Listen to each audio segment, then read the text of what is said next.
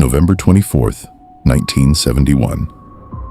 A man in a dark suit and sunglasses boards a routine afternoon flight from Portland to Seattle. No one on that plane will forget his face, and no one will ever see it again. He orders a bourbon and soda. Calm, polite, almost forgettable. Then he passes a note to the flight attendant, and everything changes. She assumes it's a phone number. It isn't. It says he has a bomb in his briefcase, and he wants her to sit beside him. He opens the briefcase just enough.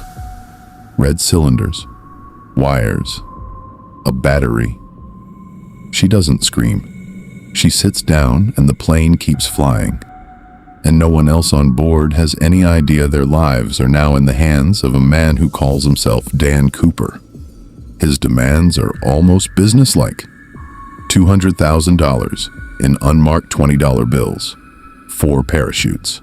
And when the plane lands in Seattle, he wants it refueled and ready to fly again, this time toward Mexico.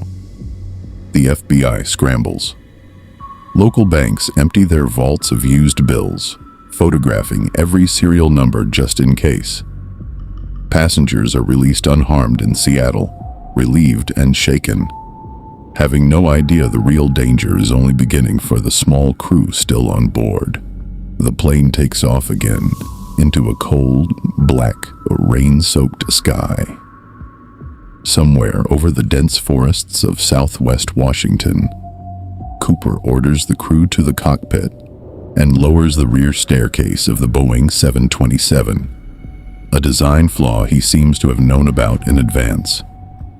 At approximately 8:13 p.m., a sudden pressure change registers in the cockpit. It lasts less than a second. When the crew finally looks back, Cooper is gone. So is the money. So is any trace of who he really was. He jumped into a storm at night over mountainous wilderness, wearing a business suit and loafers, with no radio, no map, and by most experts' estimates, almost no realistic chance of survival. And yet, no body was ever found. No parachute, no briefcase, nothing.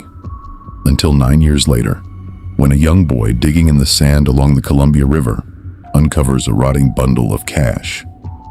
Just over $5,000, still bound with rubber bands, its serial numbers matching Cooper's ransom exactly.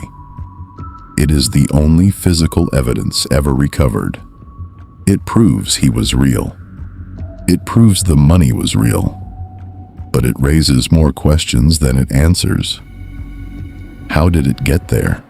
So far from where he was believed to have landed, and where was the rest? For over 4 decades, the FBI chased down more than 1,000 suspects, pilots, paratroopers, career criminals. Some confessed on their deathbeds. Some were investigated for years. Every single lead ended the same way, in nothing. In 2016, the FBI officially suspended active investigation into the case, redirecting resources toward what they called more prioritized cases. Not solved. Not closed with an answer. Simply set aside. Which leaves us with the strangest ending in American criminal history.